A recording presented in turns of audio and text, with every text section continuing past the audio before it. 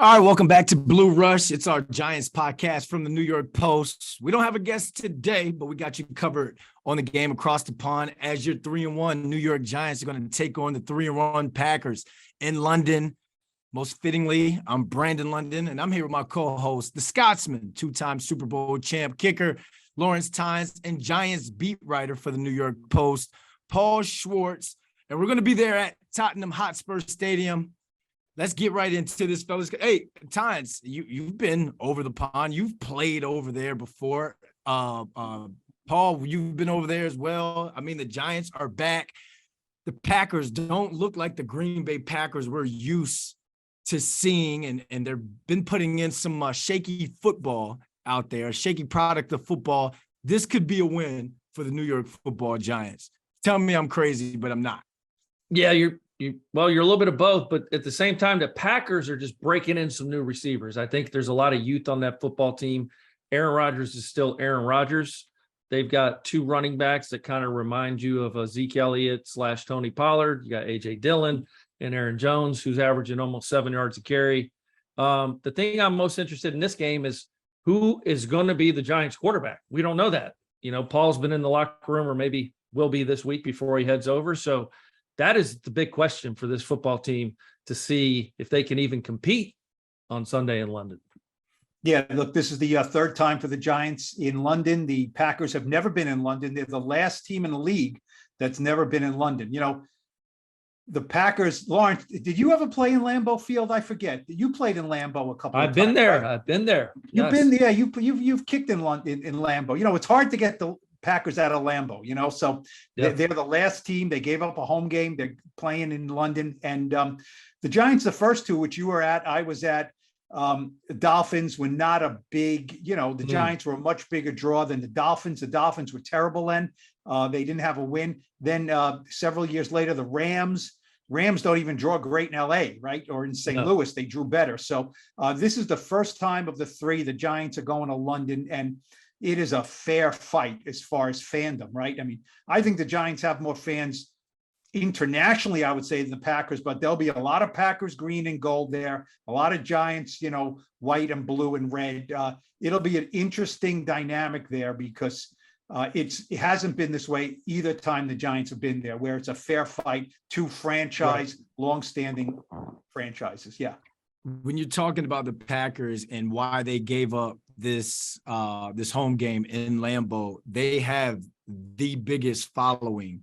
It's the Packers and the Patriots when it comes to fandom in Europe. I've been over there a bunch of times, spoken with the NFL Europe and those guys, even the NFL Academy over there. The Packers, the fans didn't want to do it, but the NFL kind of leaned on them a little bit, because it could be a home game for them, an international home game for that. People are going to be out there. Giants fans will show up heavy out there. But I think this is the first time that we've had two teams with a winning record play each other over there in London. I think this is going to be great for the international series. It's going to be great, obviously, for the Green Bay Packer organization. Again, the fans who own part of the team, they're going to be upset. But when we're talking about growing the game, I think this is going to be the biggest and best game for them. You mentioned earlier, Tynes, who the Giants were going to have at quarterback. It was a fair fight in my eyes up until, I mean, nothing against Davis Webb and the reports that the team worked out Jake Fromm earlier today, which I was like, you shouldn't even. You said the Giants worked out Jake Fromm today? They worked out. Am I right, Paul? The Giants worked out Jake Fromm and A.J. McCarron, the former Alabama quarterback. Oh my God! You might as well bring me over there to take snaps. Well, look. Let's not do the Twitter craziness. Jake Fromm's not going to play. If Daniel Jones and Tyrod Taylor can't play, Davis Webb starts, they need to have a second quarterback active. Jake Fromm knows the system. He was in Buffalo with Joe Shane and, more importantly, Brian Daboll. He's a smart guy. He's not an NFL quarterback, but he's number 4 on the list right now. Maybe they'll sign A.J. McCarron. I guess he had an ACL last year. So, there is familiarity. McCarron was with the Bills in 2018. There you go. Now you got Brian Daboll. They also, I believe, brought in Brian Lewerke the former Michigan State quarterback. He was with the Giants a little last year. They cut him. This new regime cut him before OTAs. So I don't know if he knows anything with the system or not. So look, this is emergency stuff here. This is emergency stuff. So Paul, will we know if they sign someone today? Is that one we'll have an answer potentially? I mean, it could, sure. They might wait. I think it's a good sign that they haven't signed anyone. Well, it's still early. It's still early. It is early, but squad spots. They may want to see. Today's the players' off day. I'm sure they'll have to know a little bit more from Tyrod Taylor about how that concussion. Look, there's 5 steps to this concussion, and I'm interested. Lawrence, I know you're very outspoken about this.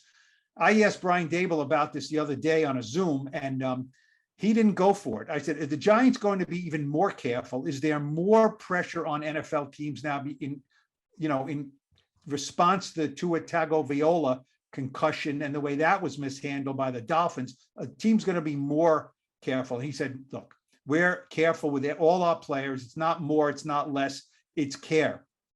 But I wonder, are they going to be able to put guys like Julian Love, who had a concussion, and Tyrod Taylor, who had a concussion, and both were forced out of the game against the Bears? Is it going to be a bad optic to have them on the field 7 days later? I don't know. They also have to travel to London, which if you got any kind of impairment, that's no fun to go 6-7 hours on a flight, right? And to have a coach who got emotional when talking about Tua, it would be an extreme bad look if they put Tyrod Taylor out there after after having to fly over, and he looked visibly disoriented. So I'm predicting that Davis Webb would be the quarterback or will be the quarterback. So I'm saying, is he mobile enough to get it done if he is the starting quarterback and Daniel Jones can't go? Because there were reports saying that if Daniel can't move around, can't run a little bit, and you're seeing that's what the quarterback is having to do within this offense, while this offensive line continues to shore up their pass rushing, you're going to have some sort of mobility. But I feel confident in Davis Webb's knowledge of the system, but you got to put him out there with some weapons. I can't have a third string quarterback out there with no one to throw to, especially because Green Bay is going to try and stop the run and stop the offense, aka 2-6 Saquon Barkley. Yeah, if Davis Webb is your starter, it would be nice if they brought back Alex Bachman. I mean, that's kind of his go-to guy, right? He that's his little slot guy from training camp. But if they do get Wan'Dale back and Kadarius, I actually have a lot of confidence in Davis Webb. Maybe it's just because of what I saw in the preseason, but there's different levels of preseason. He was in such command of that offense. Now, regular season is different. I understand that, but a healthy Davis Webb right now is better than a hobbled Daniel Jones. And so, if Tyrod can make it back, which I think there's still a small chance, Brandon, I don't know how bad that concussion was. I'm sure it's bad. A concussion is bad. We're not minimizing it, but 1 week, Daniel played after a week with a really bad one last year. And of course, obviously with all the spotlight on these players right now and the whole concussion deal, I don't mind seeing Davis Webb. I actually, last time we were there, our game, we played against Cleo Lemon. Who remembers that quarterback?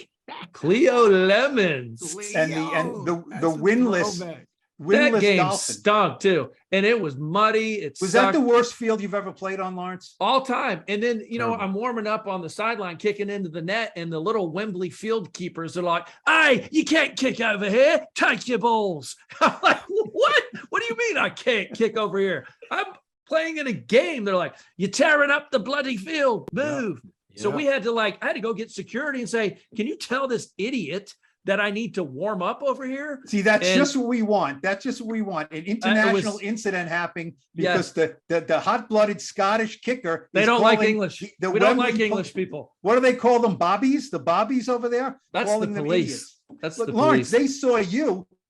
They saw you, this big strapping giant player with your big heavy cleats. They probably said, "But this is not a dainty little Premier League soccer player. This massive man is going to mess up our beautiful field," which was really bad. It was tough.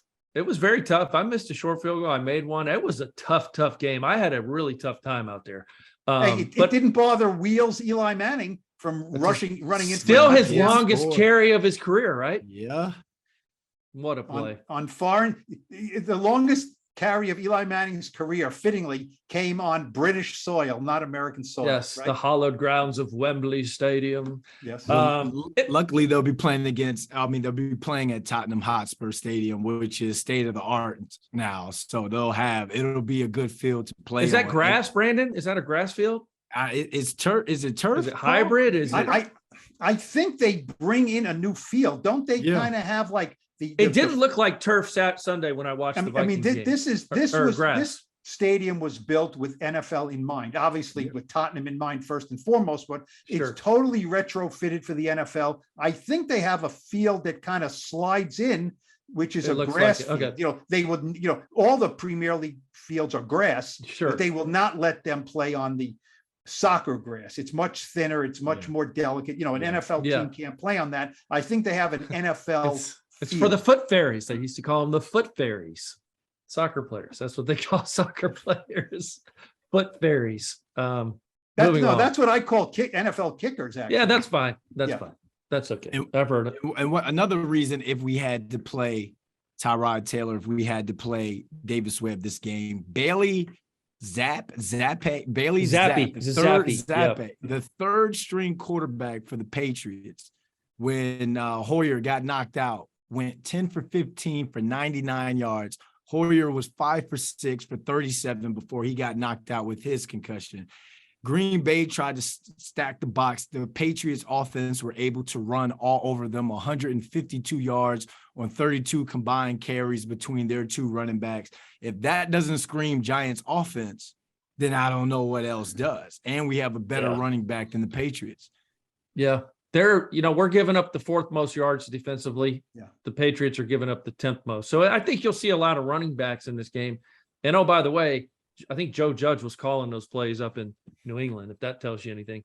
But I think there's a chance here. Obviously, you got to somehow find a way to get turnovers on defense. He doesn't turn the ball over a lot, but like I said, I tweeted it out earlier. We don't have an interception this season. It's kind of bizarre. We have turnovers, but we don't have any interceptions. So Aaron Rodgers is tough, as you guys know. He does not turn the ball over very much. Well, this is going to be after the game against the Bears, Xavier McKinney, obviously the very good young safety. I was talking to him about, the next challenge. And he said, I think, how did he phrase it? He said, we have to make sure our stuff is right. You know what I mean? He didn't say the word stuff is right. Now, look, they know who they played, right? They played Ryan Tannehill. They've played Baker Mayfield. They played a backup, Cooper Rush, who played well, but he's still a backup. And they played Justin Fields, who was the 32nd ranked passer. Mayfield is the 30th ranked passer. So this is a major, major upgrade. And you can get lulled a little bit, right, into doing things when you have a team that really doesn't pass the ball well. So Aaron Rodgers is not having a great season for him. His passer rating, I think, is 10 points lower than his career average, but he's Aaron Rodgers. As you mentioned, Lawrence, the weapons are not first rate. They're not second rate, but they're not like premium primetime weapons. Alan Lazard, the rookie, they got Romeo Dobbs from Nevada. He leads the team in receiving. They've got Robert Tonyan, the tight end. They've got some people who can play. And Aaron Rodgers, he's going to be in London. He's going to want to put on a show, I would think. Aaron Robinson, the Giants cornerback, he left the game with a knee injury. He's not going to play this week. Julian Love, who plays every single snap, every game on defense, left the game with a concussion. Now, he tweeted he'll be fine.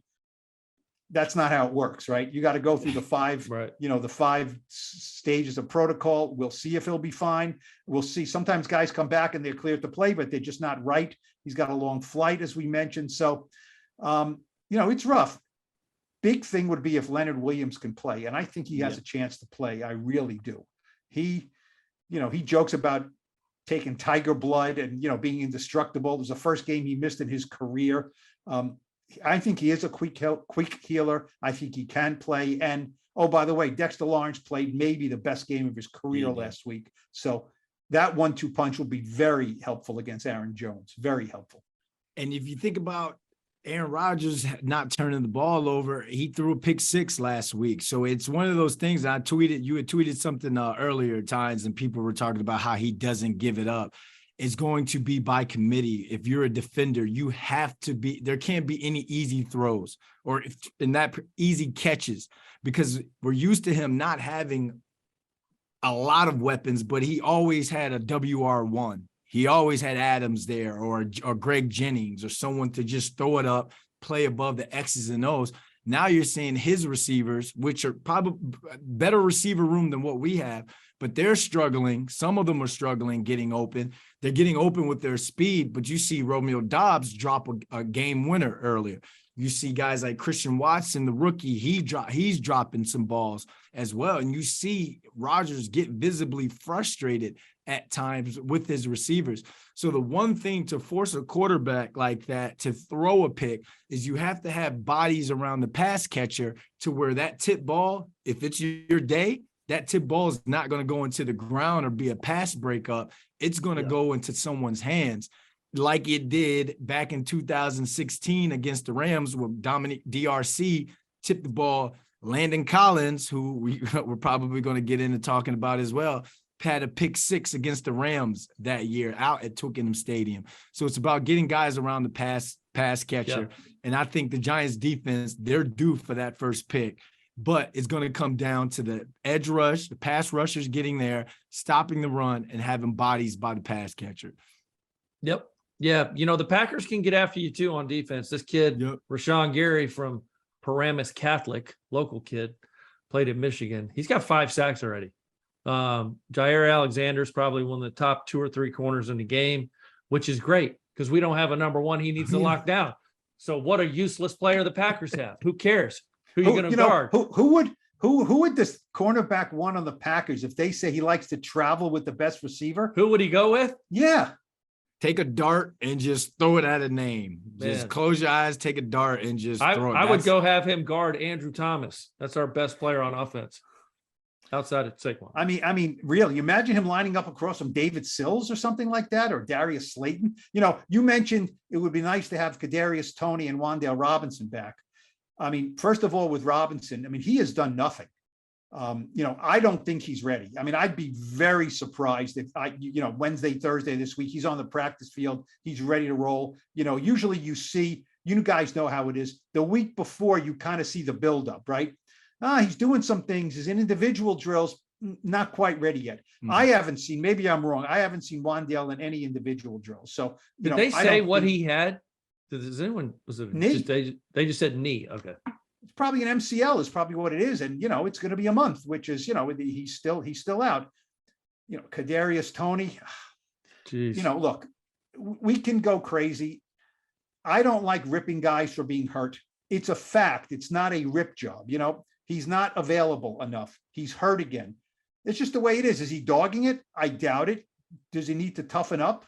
Maybe. But when's the last time a wide receiver went out with a bad hamstring? It doesn't happen very often. So, you know, is he not taking care of himself right? Is he unlucky? Is he wound too tight? Is he not stretching enough? I mean, you guys know all this better than I do. I mean, some guys are prone to it, some guys aren't, and some guys need to learn. Amani Toomer, when he started it, could not stay healthy. He learned how to take care of his body. He had an ACL. He used to stretch muscles I never knew anyone had, and he stayed healthy after that. Do you know what's funny about the NFL? When I came into the NFL and you see all these chiseled bodies, and man, the dudes that look the best are the ones that are always hurt. Yep.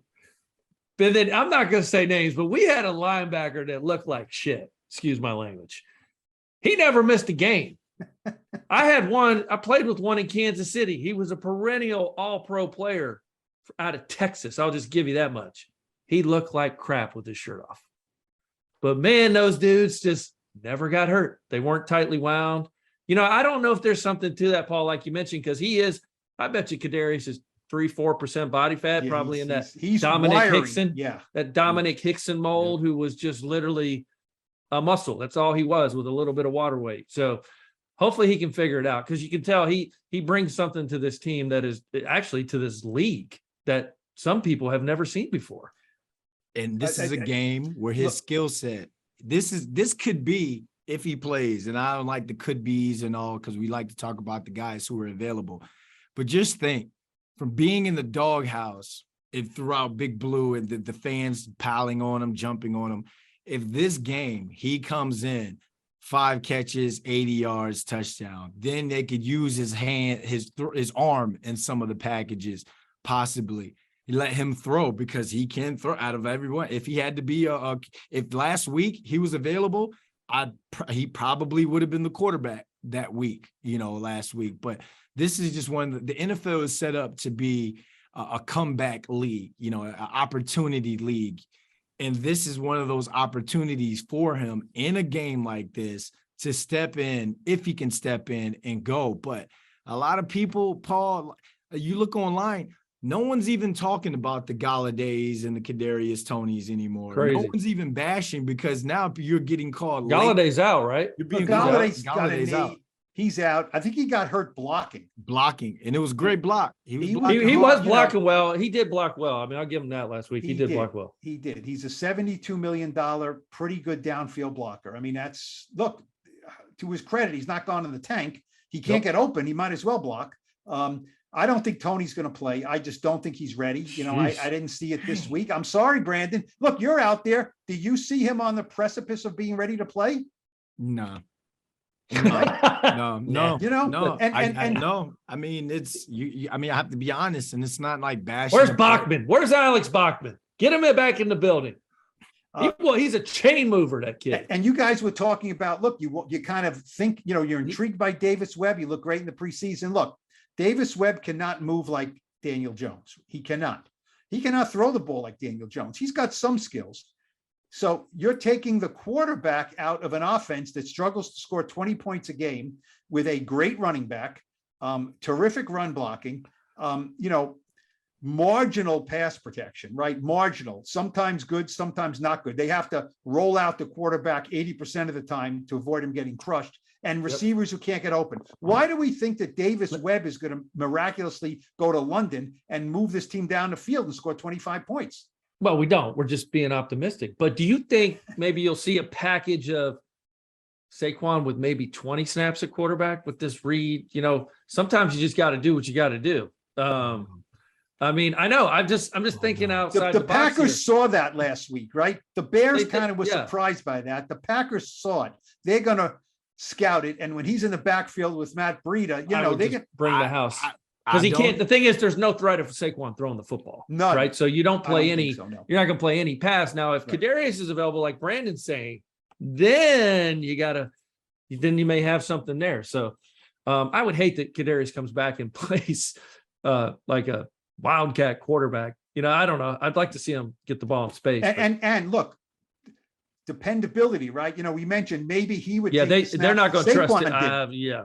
They're not going to have a guy taking a direct snap unless they think, I am sure he's going to get the direct snap and not put the ball on the ground or not hand it off into someone's hip. So it's not what these guys are used to doing, even though they practice it. Saquon was flawless with the ball handling. I don't even think to this point they trust Kadarius if he can be healthy. He was fairly invisible running patterns. So I don't think they're going to have him in a ball handling situation. I wouldn't think so. But like I said, I think it's probably a moot point. I don't think he's ready to play, unfortunately. Tynes, you just brought up, I don't know, PTSD for me in my NFL career, talking about Saquon getting 20 snaps in that Wildcat.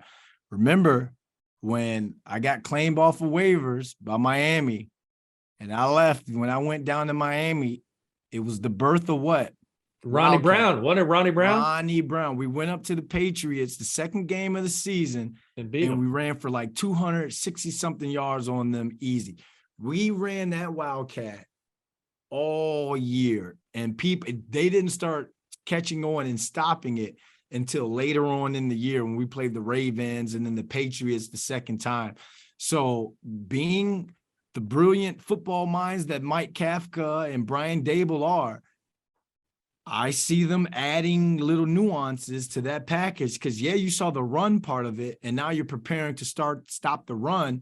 But then the following week, offensive coordinator Dan Henney added in the counter with Ricky Williams. We had Patrick Cobbs, our third running back, leaking out to the flats. Ronnie Brown making short throws.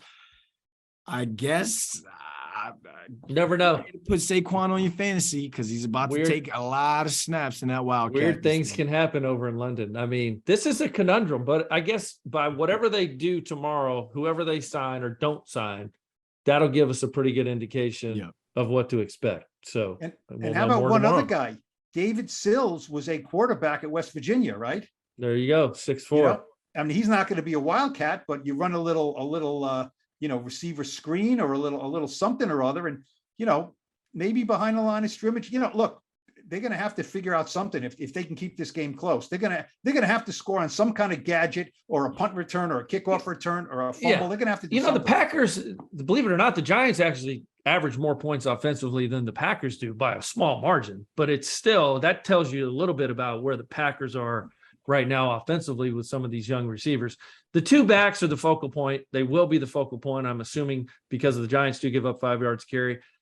A.J. Dillon and Aaron Jones are, you're going to get a heavy dose of that, just like the Cowboys gave us Zeke and Pollard. I mean, that's what you're going to get, and then that'll set up play action. But, it's going to be another running game. It seems like another old school between the tackles. If you can, and if you don't fall behind. I mean, the Giants have done a great job of not falling behind. Yeah. We always say, right, why did you only run it 6 times in the second half? Why didn't Saquon? We're down. You're down 21-3. You can't be running the ball on 1st and 10 at your own 25 too often. So, let's see. This is the greatest challenge. I know the Packers, don't score a lot of points. They only scored 7 in their opener against the Vikings. That was they laid an egg in that game, and they played the Bucks and won 14-12. The Bucks have a really good defense, so that's a really good defense. Although Paul, real quick, one thing I'm looking up as you're talking, we're actually averaging 5.7 yards per rush and only 4.6 per pass. So maybe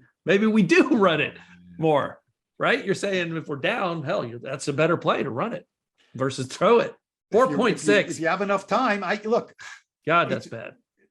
Anytime Saquon has the ball in his hands, I'm not going to complain. But as you guys know, if Saquon said the other day, when people said it looks easy, he said it is hard in the NFL to run against a stacked front. It just is hard. You can do certain things, but it's not a steady diet tough. That you want to, against a front like that when they got all those guys up. You're just not going to have sustained success doing that. Yeah. It's the NFL. You got to throw the ball, right? You got to throw it sometimes. What about I know, Brandon, maybe I'm still in your thunder here, but Odell Beckham was in the building yesterday. No news or news? What is it? What do you think? It's not, I'm going to go ahead and say it's not news in the sense to where it sounds good on Twitter, Giants Twitter. He ain't coming here. No. When he gets healthy, he is going to a team that is guaranteed to go to the playoffs.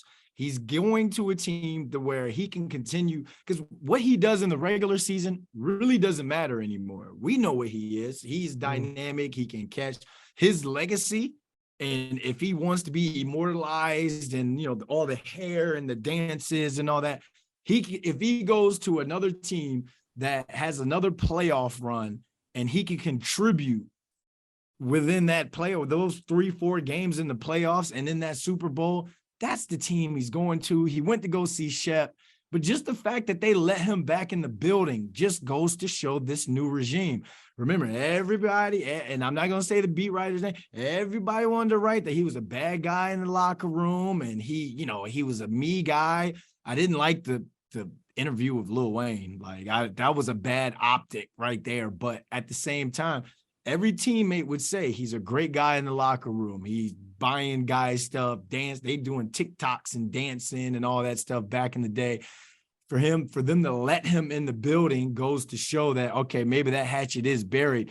But if the Giants are in some sort of playoff mode or on the verge of going to the playoffs, I don't see him coming back and coming to this team in this offense unless he has a shot to go and play in the playoffs. He still has a locker in the Rams locker room. Okay. His locker is still there. So there is a great expectation that he will re-sign with them. Oh, by the way, the Giants have a better record than the Rams right now, but I don't think anyone's thinking the Giants have a better chance of the playoffs. The Rams looked terrible yesterday. The Rams look bad. Yes, the Rams need Odell, but let's look. He tore his ACL in a Super Bowl. He's more than a month away. So, look, when Odell Beckham, it's reported he's in the Giants locker room. I get it. It's news. It's news because it's Odell Beckham. It's OBJ, OMG in the NYG, right? Hey, I just made that up. That's pretty good. Pretty good, right? Not bad. Oh, Paul. No good. No good, Lawrence. Yeah, no, it's very good. It's just the way you asked yourself. TikTok, it was funny. Yeah. Paul has just been signed by Young Money. He's now a rapper. Young Money. There's nothing young. Spitting bars. Me and Young Joker, maybe though. Maybe we're Young Joker make some sweet music together. Yeah, but look, I get it. But then you do some research and you look. He's great friends with Sterling Shepard. Sterling Shepard's going through a rough time. He's going to have his knee cut open again.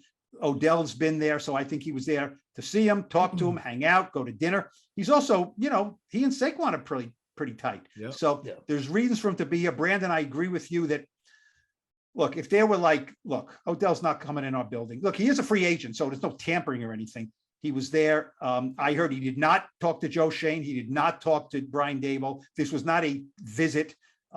He can't even work out, so there's no visit possible. I think he'll be with the Rams. He needs to get healthy, first of all, but it's fun, right? When he's in the building, I put it this way. If I was around, doing something, doing a project, and I looked around and I said, was that Odell walking into the building? It's not like I would have said, it's probably nothing. Right. Yeah. No, listen, sometimes people like to go back to the first girl that broke up with them. I mean, I don't know. I'm not saying it's done, but it would be a really cool story. It would be really cool. And he leads this team on some sort of playoff run. It would be epic because what he brought to the city, the electricity. But first you need someone to throw it to him. So we'll figure that part out. It would definitely give you a lot to write about, Paul. So let's get into these predictions now. Here we go. Giants run game, 200 yards over under. Why and go. Man, 200 yards. I'm going to say under. The Packers can play a pretty good quality defense. I do think we'll get some other areas of the offense going. I'm going to say under 200 yards. I'm going to say under as well. Look, it's hard to get the ball from the Packers, so the Packers are going to control the ball a little bit. The Giants might have fewer snaps on offense. 200 is a lot. Look, Saquon has been great, but no running back has 140, 150, 87, 120. At some point, there's a 30-yard clunker in there. There just is. I'm going to go under 200. Aaron Rodgers, 187 yards passing. Oh, I think he goes over that. He's not averaging a crazy number this year, but he's somewhere in the mid twos. It's Aaron Rodgers, for God's sakes. I don't care who they're playing. I like our Giants defense, but he had a nice game. I tweeted it out yesterday. He had a very nice game last year against a Wink Martindale defense in Baltimore. 3 touchdowns, 280-ish. So I'm going to say over. 187 was that? I'll say over. Yeah. One chunk play, look, they gave up a chunk play to Justin Fields last week, right? Yeah. And Mooney, right? 50-something yards, with good coverage and a great catch. I say over. Giants defense, 1.5 turnovers. I'm going to say over. Just a hunch. I think they get 2 turnovers. I'm going to say under. I'm not hunching it. I'm going by stats. As you said, Lawrence, they're the only team in the league without an interception. This is not an easy guy to intercept. I'm going to say under. All right, let's get into the game prediction. Predict the game, the outcome, and the score. Go. Okay, I'm obviously going to be at this game, and naturally, I want to pick the Giants. I do. I think they just do it. Just do it. There's a lot going on. Quarterback situation is up in the air. There will be a crazy atmosphere. I think there will be a lot of Giants fans, right? A lot of Packers fans. I'm going to pick the Packers. I think the Packers are going to beat them 23-17. Just too much Aaron Rodgers. And we're still trying to figure things out on offense. So not a bad thing, but I think the Giants will lose. Yeah, everyone says I'm too negative. I picked the Giants to beat the Bears. They beat the Bears. I'm going to pick them to lose. I think the Packers could put a 30 on the Giants. I really do. I just think, I don't think the Giants are going to be able to sustain a lot on offense. It's going to be Yeah. hard to take the ball away from him. Unless Kayvon, Azeez Ojulari, last play of the game, might have tweaked that calf, so we'll see Wednesday, Thursday. That's one of those things. Calf, he's out again. So we'll see about that. We'll see. That's not good. I think it could be something like 30-14. I just think, look, the Giants have been playing on the margin. The Giants have scored 76 points this season and given up 71. And they're 3-1. I mean, that's pretty darn good. That's good coaching, good karma, good luck, good everything. Now it's good day in London. I think it's going to be a problem. And I will be there as well, Lawrence. That was good. I'm going to go Packers 17-12. At the time of this recording, we just don't know who the quarterback's going to be. And I don't see the Giants scoring that many points. If Daniel Jones doesn't play, I see it's going to be a Graham Gano game. The Scotsman is going to show all of England how great his leg is.